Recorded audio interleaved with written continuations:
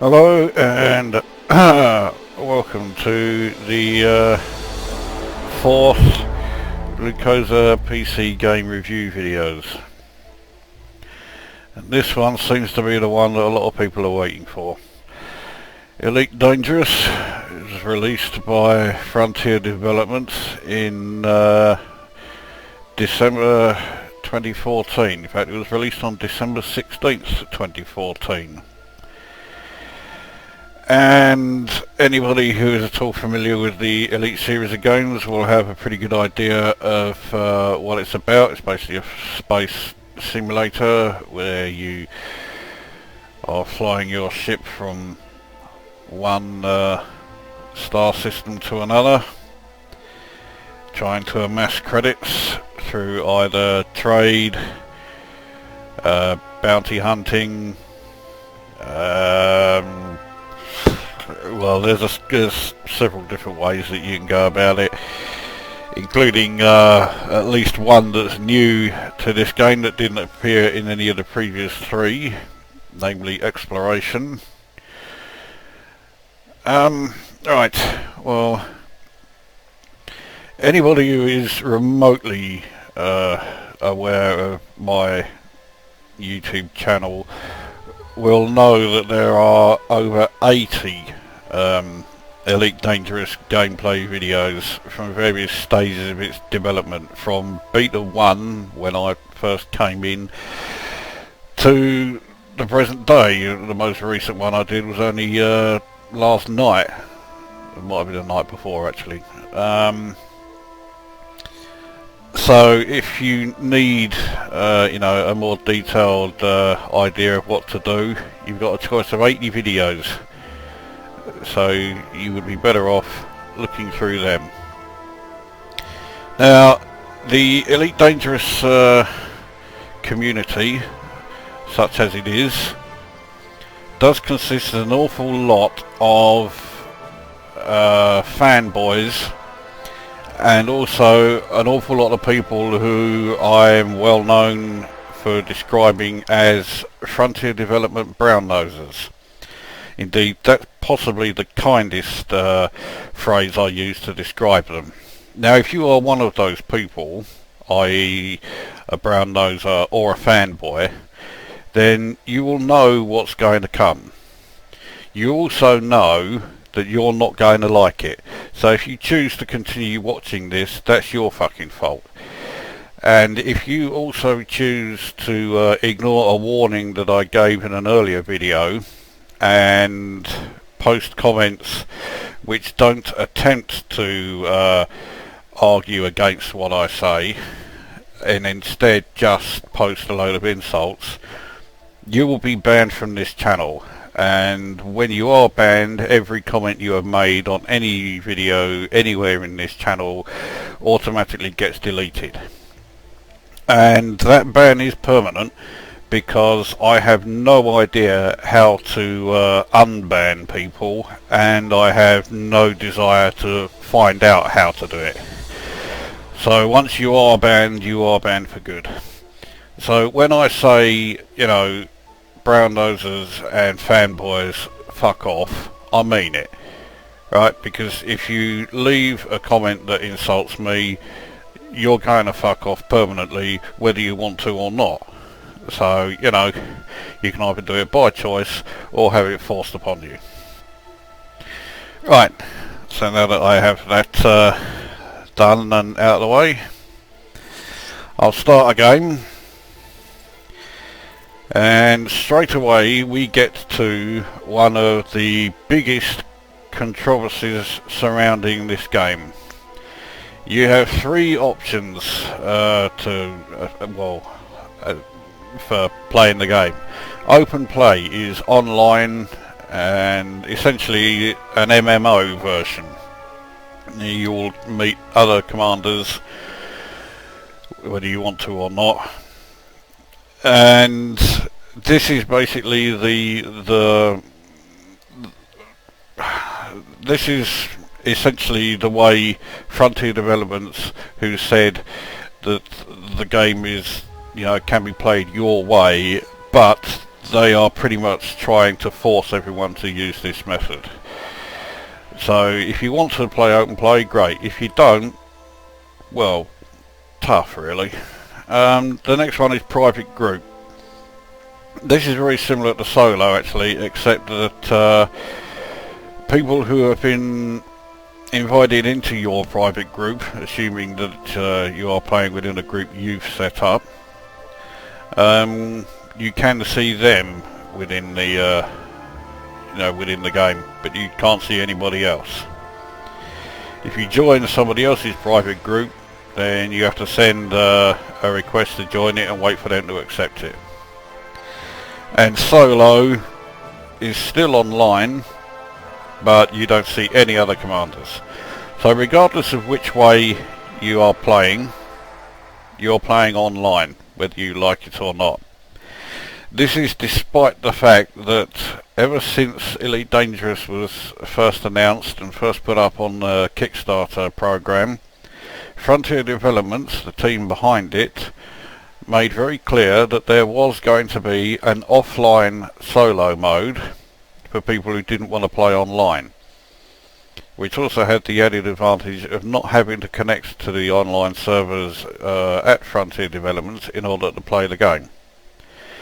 But then they decided to scrap that, despite promising it for 2 years. Believe me, I'll be coming back to that later. So let's start a solo game. While you're loading, you get this look at your own ship. This one is an Imperial Clipper, which is the ship I have. When you're starting for the first time, assuming that you were not in the beta and were not or did not pre-order the game, the ship you start off in is a Sidewinder, and you start off with 100 credits. That's all you start off with, well, apart from a few loaned bits of equipment in your Sidewinder. So this is the site that greets you when you first start up. You're docked. I am in Doors Hub, which is in the Achenar system. Now, Achenar is actually a system that you need a permit for, so when you're first starting, you can't come here. You have to get the permit to be able to land here. In fact, you have to get the permit just to be able to enter the system, let alone land here. So, yes, this shows that I have progressed a fair bit. Indeed, if we check my status, when you first start, your combat rank is harmless. I've gone up a couple of ranks to novice. Your trade rank is penniless. I've gone up a reasonable number to broker. And your explorer rank is aimless. And again, I've gone up a fair bit to surveyor.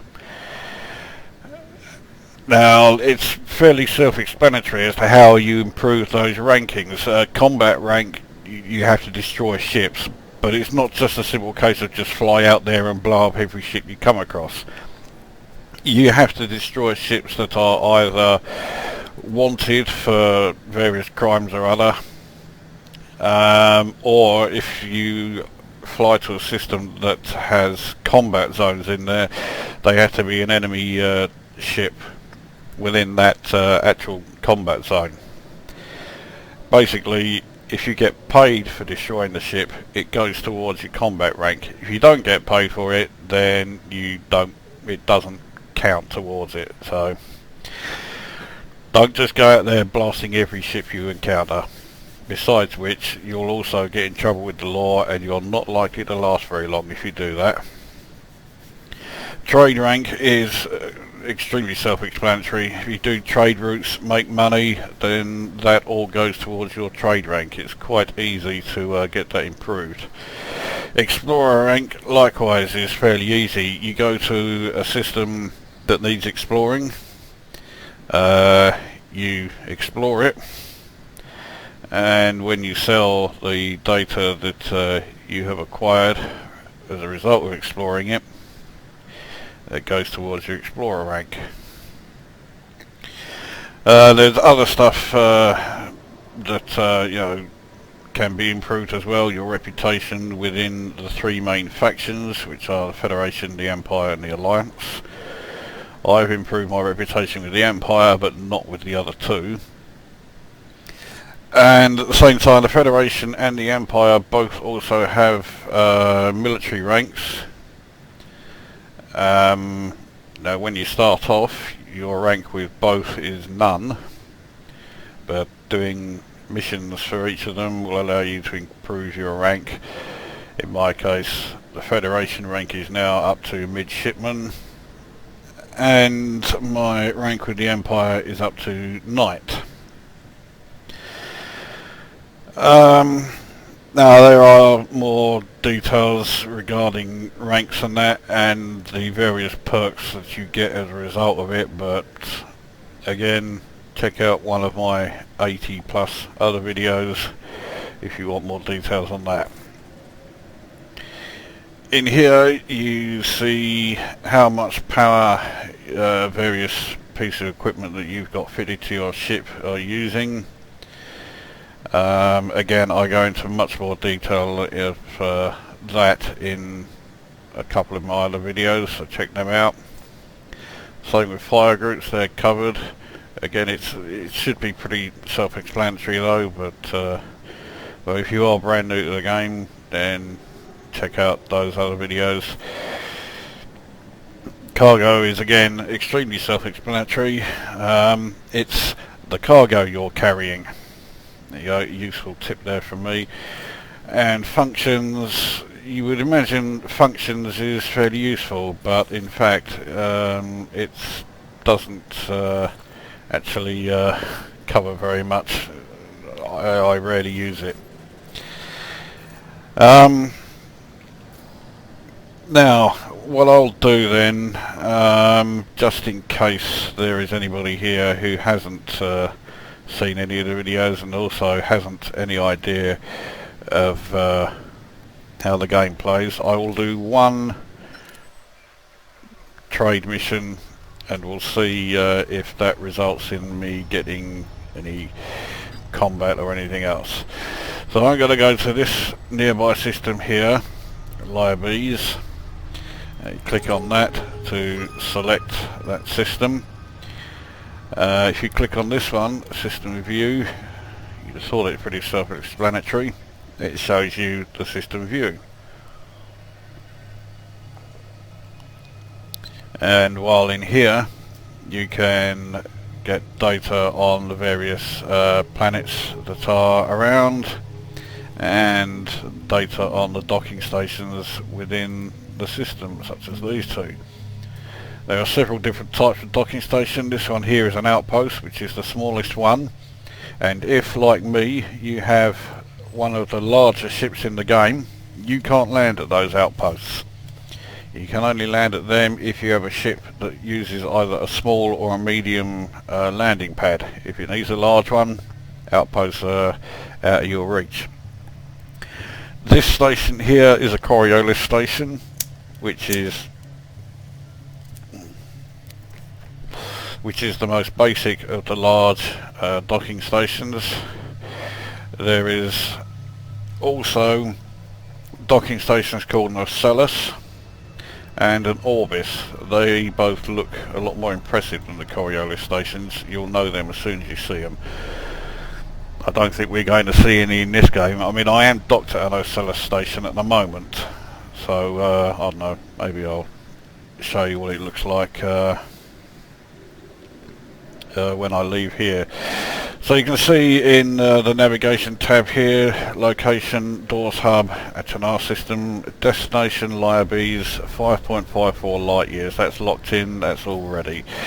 So now we need to get some cargo, which in this system that I'm in is easier said than done, because if we check out the commodities market, you will notice that supply is completely empty on everything except bio waste, which I think is just a technical term for shit. So I could fill my cargo hold with shit, but I happen to know that Lybees pays next to fuck all for it.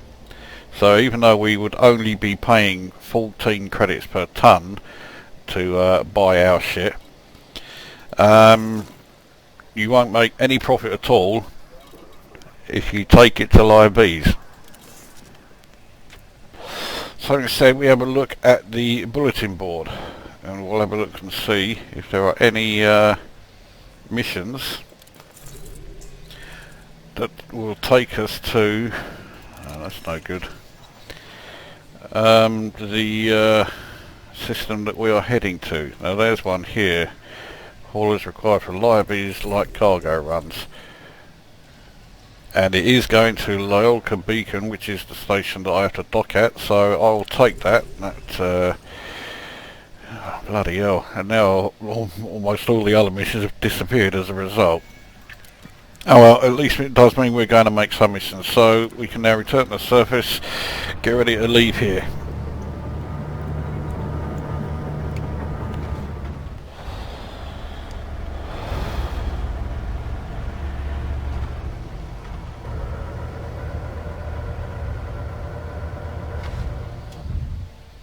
Right, we're now ready to launch, so let's go.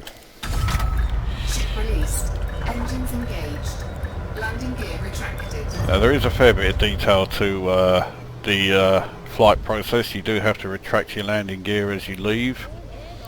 You'll also notice next to the graphical representation of my ship, which shows the 3 bands of the shields, next to them are these 3 bars with Sys, Eng and WEP written underneath them, which indicates systems, engines and weapons, and that is showing how much power is going to each of those 3 key systems.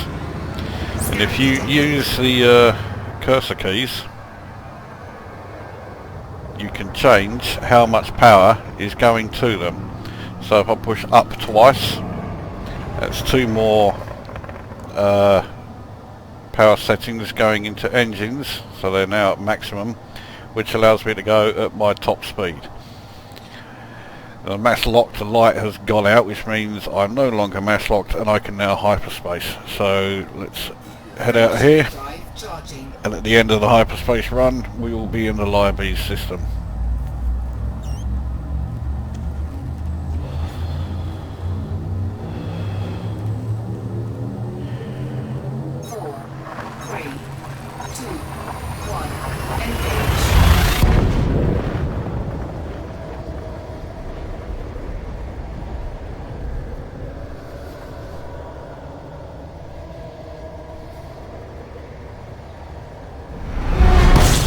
Right, so here we are in Lybees. Now, because I have an item called a fuel scoop fitted, I can now use the fuel scoop to get back the fuel that I used to hyperspace here. So that's quite a handy piece of equipment to have fitted. Now, we want to dock at Lyolka Beacon, so we select that in the navigation and it then shows us where that is. Because I've done this route so many times, I knew where it was anyway. So we are now heading towards here, travelling at 18, now up to 19C. C is the constant, it is light, as in E equals mc squared, so we are basically doing, or were doing, 18 times the speed of light. Now I was approaching there way too quickly because I'm getting distracted talking all through this. But once you are within range of the system, or the planet, or even the docking station that you are going to, I find that when the timer goes down to about 10 or 9 seconds, you then want to drop your speed down into what's called the blue zone. That will allow the ship to then slow down at a rate automatically that will allow you to approach the station safely. Now you'll also notice some of these things, unidentified signal sources. If you go and visit those, you have a chance of spotting, well, it could be anything. It could be some cargo canisters floating around that you can take, although it will count as stolen goods, so you need to be careful with those. Or there may be other ships in the area, and if any of them are wanted, you can take them out and deal with them as you wish. Anyway, we're now close enough so we can disengage this flight mode, which was a Super Cruise, and approach the docking station. Now, because I am on friendly terms with the Empire, and indeed I am allied to this system that I'm in, it shows up as green. Normally it would just show up as red. So I request docking here. You have to get the docking request done, otherwise if you try to land they will shoot you, and you will not survive that. So we now go back to the power management and put more in systems so that I'm not going quite so fast, because you don't really want to try docking at full speed. Now, some people say docking is quite tricky. I say cobblers, it's fucking simple. So if you're having trouble docking, you're not supposed to do that, but yeah, if you're having trouble docking, then yeah, I'd stick to the training missions before you actually go into the real thing.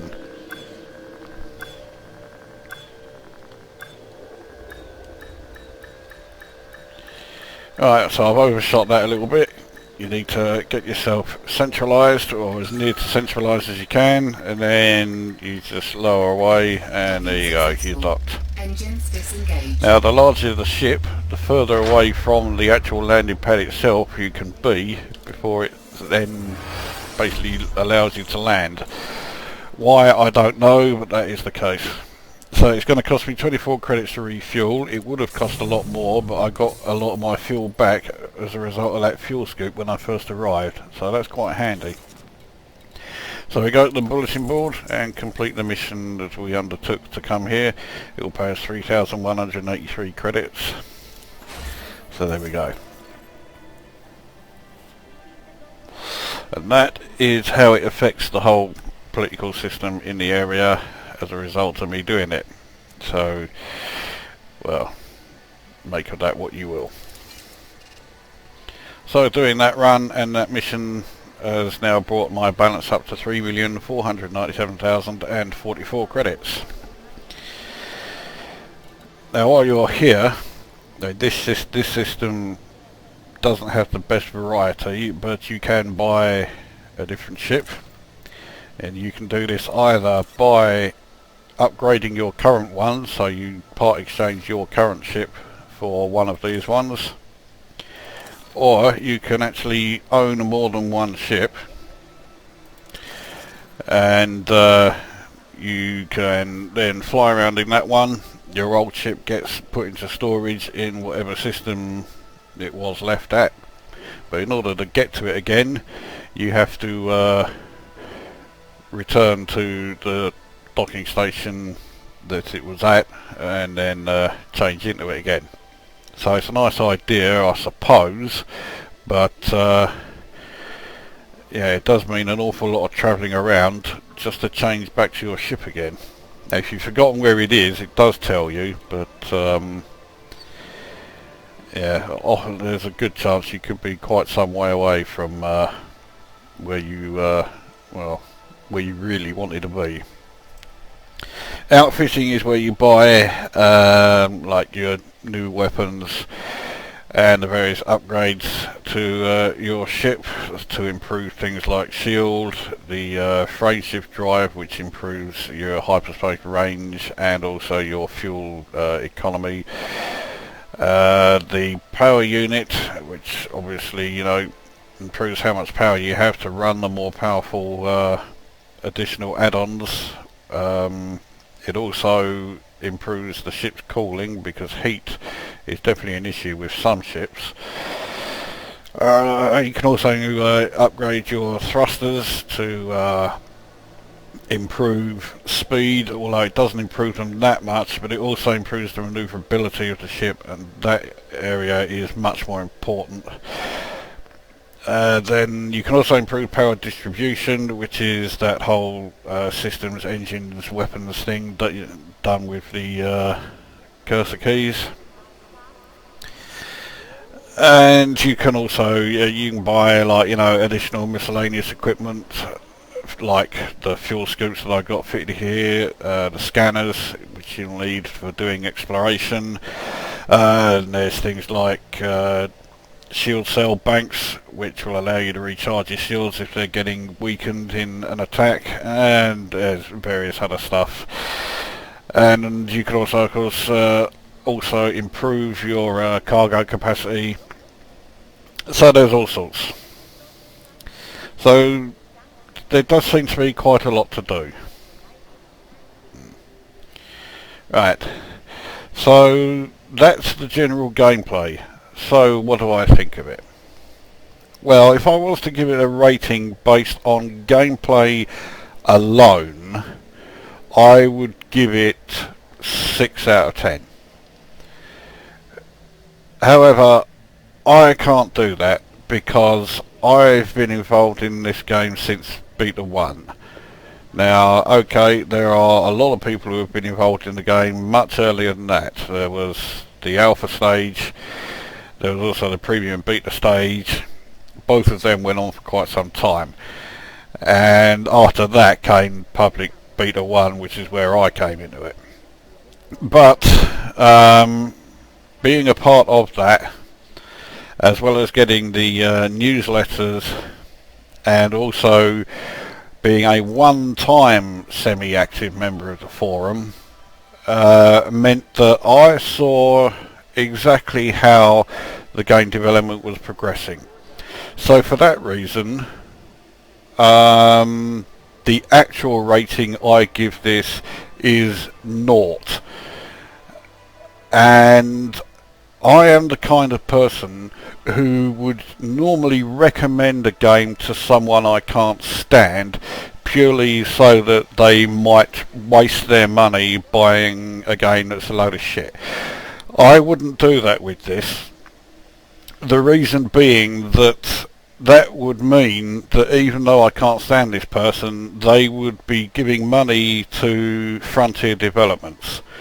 And the Christian definition of hell will freeze over before I recommend anybody giving money to Frontier Developments.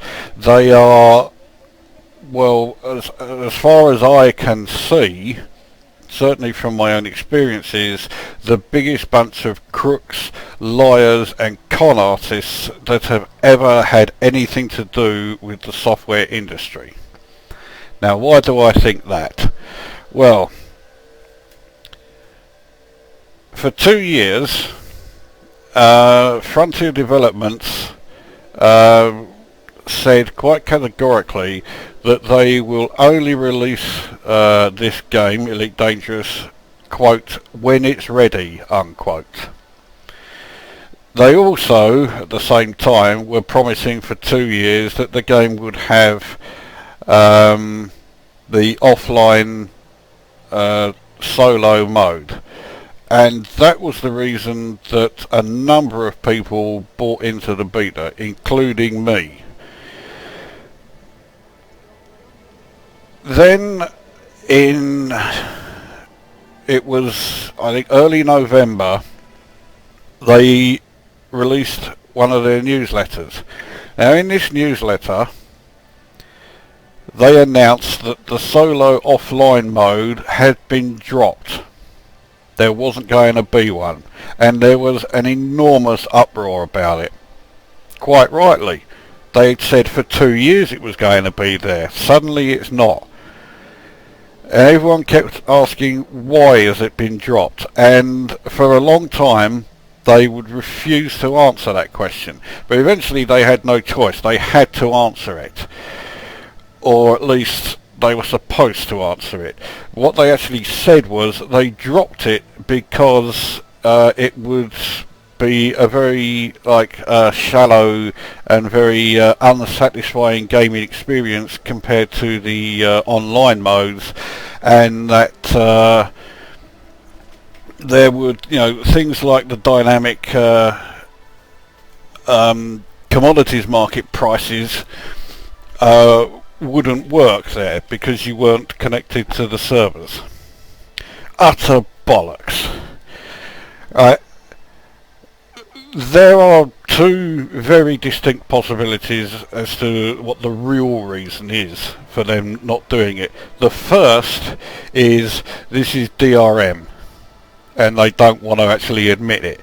Because, what better DRM system is there than to make sure you have to be connected to their servers every time you play?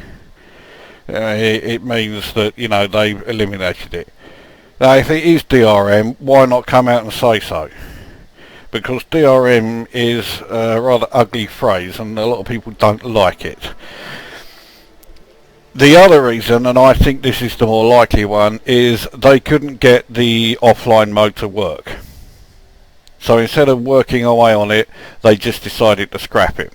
Which of course it then makes a complete mockery of the 2-year-long statement the game will only be released when it's ready. Because by that time they had already come out with a release date, December 16th, the day it did come out. And that meant that they were going to be getting 8 days of Christmas sales. And of course it's a business, so of course they will want those 8 days of business sales. But then why then, say for 2 years we're not going to release the game until it's ready, and then suddenly when Christmas sales comes into the equation, quite happily drop that anyway. So by saying that the game was going to have an offline solo mode and then going about it in such a way as to make a lot of people seriously think, well, no, you were never going to have an offline mode no matter what. That obviously tells you that the game was sold on a lie. And nobody at Frontier Developments, not David Braben, right down to some fucking pissant little cleaner who works at the office, nobody there has ever denied that.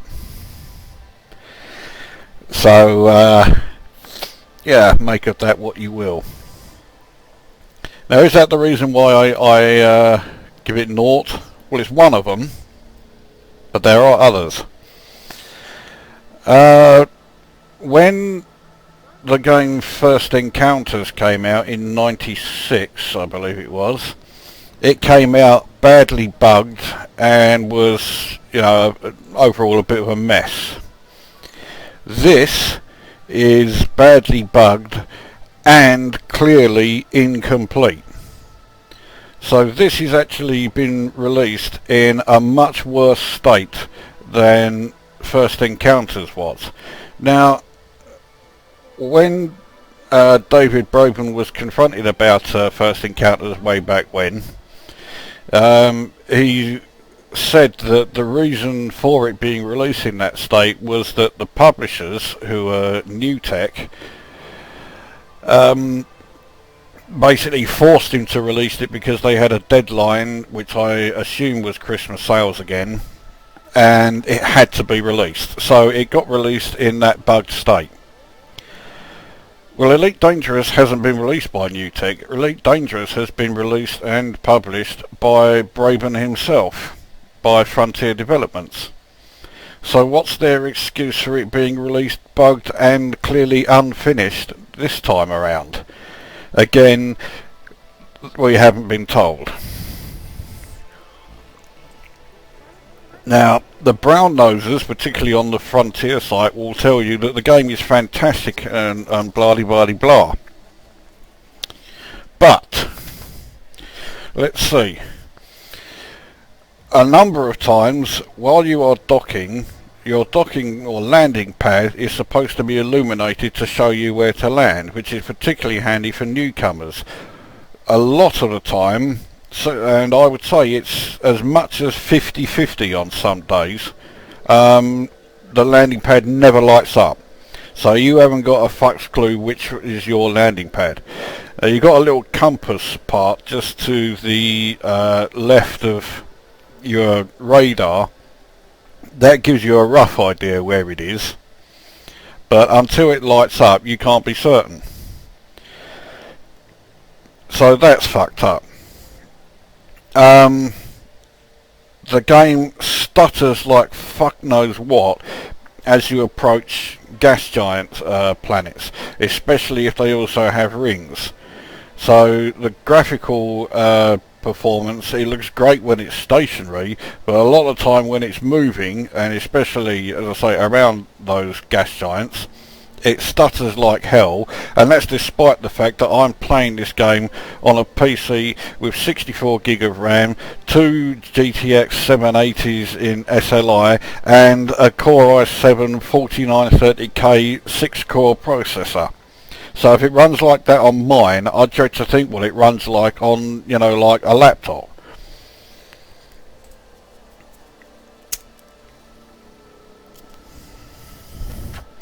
Another one that I've come across more recently is that if you are friendly or allied with systems and you're approaching the docking station, it is supposed to come up green, and you do get some sort of perks for being friendly with them. But sometimes when you approach them, they come up as orange, which means that they are treating you as a neutral, which means that the perks you're supposed to get don't happen. So, and my status, I'm friendly with the Empire, and it means if I go to any station that is run by a faction that has allegiance to the Empire, I'm on at least friendly terms with them. And yet a huge number of them still show up as orange and as a neutral. So that's another thing that's glitchy. Annoyingly, there are other ones that I can't remember offhand, but those are three just off the top of my head. So there are bugs in it. So what about the fact that it's unfinished? Oh, it is clearly unfinished. I mean, okay, there was the offline mode, which has gone. It's not that it's not here, it's gone completely. When they announced the fact that the offline mode had gone, they tried to bury this bad news by announcing that they were over-delivering. They were saying how great they were because they promised 25 ships in the game, but no, they're going to add 5 more. So there are 30 ships in the game. At the moment, there are 15. So there are just half the number of playable ships in the game. Why? Again, it's been released unfinished. There's supposed to be the ability to form wings with your various friends within the game. That's not there. There is the ability that when you have formed your wings, you're supposed to be able to then hyperspace, the 2, 3, 4, 5, however many of you, you're supposed to hyperspace or supercruise to your destination as one single unit. That's not there, and in fact that has now been dropped as well. So as well as the offline solo mode that's been promised for 2 years, that has also gone. So there are all these features that were supposed to be there, and things like, you know, the planetary landings, which was in Frontier and First Encounters right from the get-go. Yeah, that's not coming until probably, well, if it comes at all, which I'm sceptical about as it is.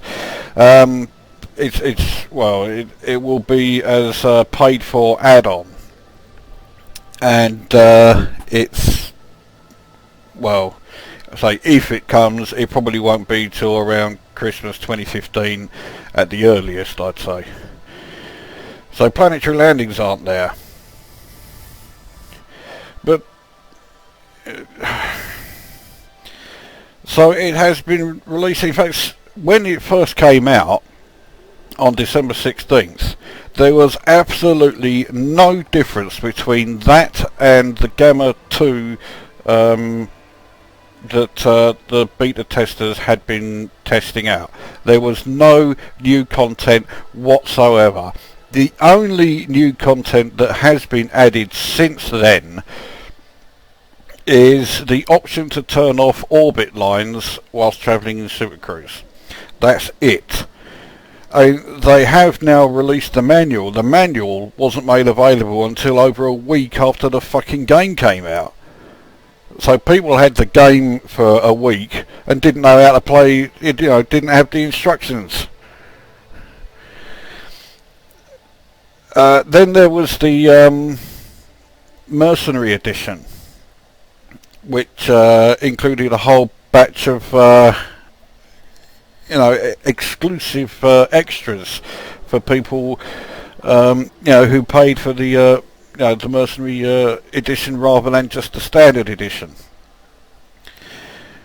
That contained extras. I think there was about 6 or 7 extras in it. Of those extras, today there are still only, I think, 2 that are actually in the game. One is that you got a second ship already. You got an Eagle, and most people just sold it straight away, and I was one of them. The other thing that it got was a set of decals. Big deal. I can't actually show you what the decals are like because you can't apply them to the Imperial Clipper. I think this is the only ship that you can't apply them to. So, yeah, I can't even show you what they look like. But that's all of the mercenary features that were supposed to be there. They're not there. The rest there was a day one. Emphasis on that. Day one exclusive paint job for your ships. Well, day one has been and gone fucking weeks ago. It was December 16th and it's still not there. Then there was what was the other things? I think there was supposed to be like exclusive access to one of the 5 additional ships on top of the original 25. Then with the other 5 coming in to make it 30, you were supposed to have exclusive access to one of those. That's not there. People who paid for the upgrade to receive the physical disc rather than downloading it, none of them have received that yet because it's not ready. I think some people were supposed to get a t-shirt. None of them have got that yet. And it just goes on and on. But again, the brown nosers will say that the game is fantastic and it's delivered on everything. Well, it hasn't fucking delivered on everything. There are as many features missing in the game as there are, actually appearing in it. As far as the, what Frontier Developments told us was going to be there. It's a fucking joke. It's unfinished, it's rushed, it's bugged, it makes first encounters look like a polished effort. And there is no excuse for it being released like this. So that is why I don't recommend it to a single person, and that is why I rate this game 0 out of 10. Now the brown nosers used to like saying, well, if I hate it so much, why did I play it?